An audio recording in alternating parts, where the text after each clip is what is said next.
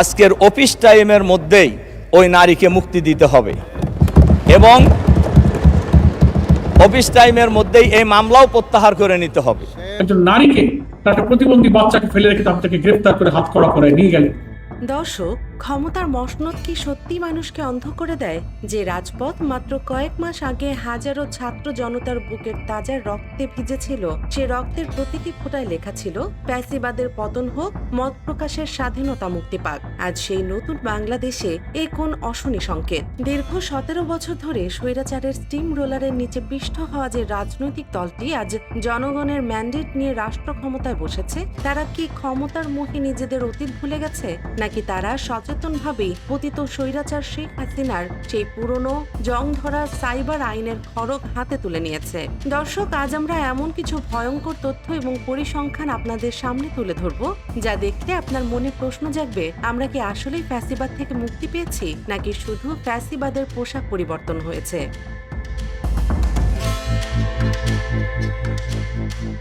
মাত্র 22 দিনের ব্যবধানে দেশের বিভিন্ন প্রান্ত থেকে 5 জন সাধারণ নাগরিককে রাতের আধারে তুলে নিয়ে যাওয়া হয়েছে। তাদের অপরাধ কি জানেন? গুম, খুন বা দুর্নীতি নয়। তাদের অপরাধ হলো তারা ফেসবুকে বর্তমান সরকার এবং সরকারের শীর্ষ নেতাদের কাজের সমালোচনা করে স্ট্যাটাস দিয়েছিলেন। এই ঘটনাগুলো নিয়ে আজ যখন ডক্টর ইউনূস সরকারের আমলের গুম কমিশনের সাবেক সদস্য নাবিলা ইদ্রিসের মতো সাহসী ব্যক্তিত্বরা প্রকাশে কড়া হুঁশিয়ারি দিচ্ছেন, তখন দেশের রাজনৈতিক অঙ্গনে রীতিমতো সুনামি বয়ে যাচ্ছে। আজ আমরা কোনো আবেগ দিয়ে নয়, একদম নিরেট ফ্যাক্টস, আইনের চুলচেরা বিশ্লেষণ এবং ভূরাজনৈতিক মনস্তত্ত্ব দিয়ে প্রমাণ করে দেব।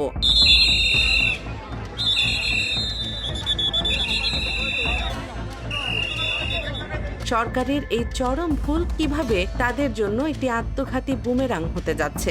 ভিডিওর শেষ মুহূর্ত পর্যন্ত আমাদের সাথে থাকুন, কারণ আজকের এই বিশ্লেষণ আপনার চিন্তার জগৎকে নতুন করে নাড়িয়ে দেবে। প্রথমেই আসুন আমরা একটু ভয়ঙ্কর সেই পরিসংখ্যানগুলোর দিকে নজর দিই। কোনো রাষ্ট্র যখন স্বৈরাচারী হয়ে ওঠে, তখন তার প্রথম লক্ষণ ফুটে ওঠে সাধারণ মানুষের কণ্ঠ রোধ করার মাধ্যমে। একটু টাইমলাইনটা খেয়াল করুন। 26 মার্চ ময়মনসিংহে একজন, 2 এপ্রিল মুন্সিগঞ্জে একজন, 5 এপ্রিল 6 এপ্রিল ঠাকুরগাঁওয়ে এবং সর্বশেষ 17 এপ্রিল খোদ রাজধানী ঢাকায় একজনকে সাইবার আইনে গ্রেফতার করা হয়েছে। দর্শক, একটু লজিক দিয়ে ভাবুন তো, মাত্র 22 দিনের ব্যবধানে দেশের 5টি সম্পূর্ণ আলাদা এবং দূরবর্তী জেলার একদম একই কায়দায় এই গ্রেফতারগুলো হয়েছে। গ্রেফতার হওয়া এই মানুষগুলো কোনো দাগী সন্ত্রাসী নন, তারা কেউ বড় মাপের বিরোধী দলীয় নেতাও নন। তারা হলেন নিতান্তই সাধারণ গ্রামবাসী, গৃহিণী এবং সোশ্যাল মিডিয়ার কন্টেন্ট ক্রিয়েটর। এটি কি পুলিশের কোনো স্থানীয় থানার অতি উৎসাহী বা বিচ্ছিন্ন ঘটনা? ডক্টর মোহাম্মদ ইউনূসের নেতৃত্বাধীন বিগত অন্তর্বর্তীকালীন সরকারের আমলের গুম কমিশনের অত্যন্ত প্রভাবশালী সদস্য নাবিলা ইদ্রিস অত্যন্ত জোরালোভাবে বলছেন, একেবারেই না, এটি কোনো বিচ্ছিন্ন ঘটনা নয়, এটি হলো রাষ্ট্রযন্ত্রের একটি অত্যন্ত সুপরিকল্পিত এবং নিখুঁত প্যাটার্ন। যখন দেশের 5টি ভিন্ন প্রান্তে পুলিশ একই কায়দায় সাধারণ মানুষকে তুলে নেয়, তখন এটি বুঝতে আর বাকি থাকে না যে ওপর মহল থেকে অত্যন্ত কঠোর এবং সুস্পষ্ট ক্লিয়ারেন্স দেওয়া হয়েছে। অর্থাৎ ছদ্মবেশী ফ্যাসিবাদ আবার তার ডানা মেলতে শুরু করেছে। নাবিলা ইদ্রিস সেই ব্যক্তি যিনি গত ইউনূস সরকারের আমলে শেখ হাসিনার তৈরি করা আয়নাঘর বা গুমের ডার্ক রুমের লোমহর্ষক সব রহস্য উন্মোচন করে দেশ জুড়ে ব্যাপক প্রশংসিত হয়েছিলেন। কিভাবে একটি রাষ্ট্র ধীরে ধীরে অন্ধকারের দিকে তলিয়ে যায় তার নাড়ি ভুড়ি তিনি খুব ভালো করে চেনেন। এই গণগ্রেফতারের তীব্র সমালোচনা করে তিনি বর্তমান সরকারের নীতি নির্ধারকদের আইনি কাঠামোর সবচেয়ে বড় সত্যটি স্মরণ করিয়ে দিয়েছেন। তিনি অত্যন্ত দ্ব্যর্থহীন ভাষায় বলেছেন, সাইবার সুরক্ষা আইনে শুধু রাজনৈতিক সমালোচনা বা বক্তব্যের জন্য কাউকে গ্রেফতার করার বিন্দু মাত্র কোনো আইনি বৈধতা নেই। গণতান্ত্রিক রাষ্ট্রে একজন নাগরিকের বক্তব্য শীর্ষ নেতাদের ইগো বা অহংকারে আঘাত করতেই পারে, কিন্তু অহংকারে আঘাত লাগা মানে তাকে সাইবার আইনে মামলা দিয়ে জেলে পাঠানো নয়। পতিত স্বৈরাচার শেখ হাসিনা ঠিক এই জঘন্য কাজটি করতেন। কেউ তার বা তার পরিবারের সামান্য সমালোচনা করলেই কুখ্যাত ডিজিটাল নিরাপত্তা আইনে রাতের আধারে তাকে গুম করে দেওয়া হতো। আজ বর্তমান সরকার যদি ঠিক একই কায়দায় সাইবার সুরক্ষা আইনে ঢাল হিসেবে ব্যবহার করে সাধারণ মানুষের মুখ বন্ধ করতে চায়, তবে সেই পুরনো আইনের নাম পরিবর্তন করে সুরক্ষা রাখার ফায়দাটা আসলে কি হলো? বর্তমান সরকারের এই অসহিষ্ণু এবং ফ্যাসিবাদী আচরণের কড়া সমালোচনা করে নাবিলা ইদ্রিস যে মোক্ষম কথাটি বলেছেন তা বর্তমান ক্ষমতাসীনদের জন্য একটি ঘুম ভাঙানিয়া অ্যালার্ম হওয়া উচিত। তিনি বলেছেন, আবারও বলতে বাধ্য হচ্ছি, this is not a smartware. এই ট্যাকটিক বা কৌশল পৃথিবীর কোথাও কাজ করেনি, বাংলাদেশেও করবে না। এই তো মাত্র সেই দিনই করেনি। প্রিয় দর্শক, একটু গভীরভাবে এই লাইনটির অর্থ উপলব্ধি করার চেষ্টা করুন। এই তো মাত্র সেদিনই করেনি। এই কথাটি বলে নাবিলা ইদ্রিস মূলত 2024 সালের 5 আগস্টের গণ অভ্যুত্থানের ভয়ঙ্কর ইতিহাস বর্তমান বিএনপি সরকারকে মনে করিয়ে দিচ্ছেন। শেখ হাসিনা ভেবেছিল পুলিশ, র্যাব, আয়নাঘর আর সাইবার আইন দিয়ে তিনি আজীবন দেশের মানুষের বুকের উপর চেপে বসে থাকবেন। কিন্তু যেদিন মানুষের পিঠ দেয়ালে ঠেকে গিয়েছিল, যেদিন জুলাইয়ের তরুণদের ভয়ের দেয়াল ভেঙে গিয়েছিল, সেদিন কোনো পুলিশি শক্তি কি স্বৈরাচারের পতন ঠেকাতে পেরেছিল? পারেনি। বর্তমান সরকার যদি মনে করে যে তারা ফেসবুকে পোস্ট দেওয়ার কারণে সাধারণ মানুষকে গ্রেফতার করে দেশে আবারও ভয়ের রাজত্ব কায়েম করবে, তবে তারা আসলে বোকার স্বর্গে বাস করছে।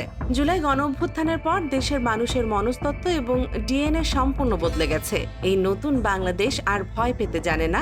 আর যে সাধারণ গ্রামবাসী বা কন্টেন্ট ক্রিয়েটরকে আপনার ক্ষমতার দম্ভে গ্রেফতার করছেন, তাদের পরিবারের চাপা কান্না এবং সাধারণ মানুষের পুঞ্জীভূত ক্ষোভ একদিন রাজপথে ঠিকই সুনামির মতো আছড়ে পড়বে। রাজনৈতিক বিশ্লেষকরা বলছেন, যখন কোনো সরকার তাদের কূটনৈতিক ব্যর্থতা, ডলার সংকট, মূল্যদ্রব্যের ঊর্ধ্বগতি এবং রাষ্ট্র পরিচালনায় নিজেদের দুর্বলতাগুলো ঢাকতে চায়, ঠিক তখনই তারা সাধারণ মানুষের মুখ বন্ধ করার এই আত্মঘাতী খেলায় মেতে ওঠে।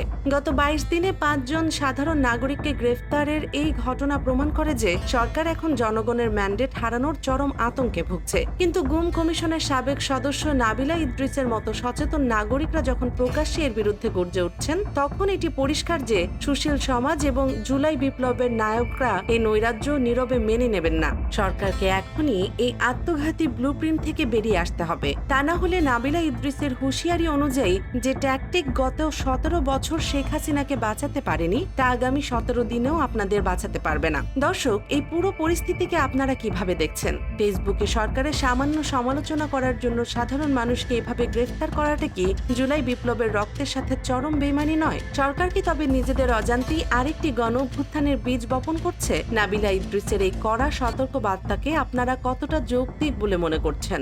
আপনাদের অত্যন্ত মূল্যবান, সাহসী এবং বিশ্লেষণধর্মী মতামত অবশ্যই নিচের কমেন্ট বক্সে লিখে জানাবেন। আপনাদের প্রতিটি মন্তব্য দেশের এই সংকটময় রাজনৈতিক পরিস্থিতি বুঝতে আমাদের ব্যাপকভাবে সাহায্য করে। দেশের রাজনীতি, অর্থনীতি এবং সব গুরুত্বপূর্ণ খবরের এমন বস্তুনিষ্ঠ, এক্সক্লুসিভ এবং গভীর বিশ্লেষণ সবার আগে পেতে আপনাদের প্রিয় দেশ নিউজ 24 চ্যানেলটি এখনই সাবস্ক্রাইব করুন এবং বেল আইকনটি বাজিয়ে আমাদের সাথেই থাকুন। আজকের এই ভিডিওটি যদি আপনাদের কাছে তথ্যবহুল এবং নিরপেক্ষ বলে মনে হয়, তবে অবশ্যই একটি লাইক দিন এবং আপনার পরিচিত জনদের সাথে ভিডিওটি বেশি বেশি শেয়ার করে আসল সত্যটা সবাইকে জানার সুযোগ করে দিন। দেখা হবে আগামীকালের নতুন কোনো ভিডিওতে, নতুন কোনো খবরের গভীর বিশ্লেষণ নিয়ে। সে পর্যন্ত সবাই ভালো থাকবেন, সুস্থ থাকবেন এবং দেশের স্বার্থে সবসময় সোচ্চার থাকবেন।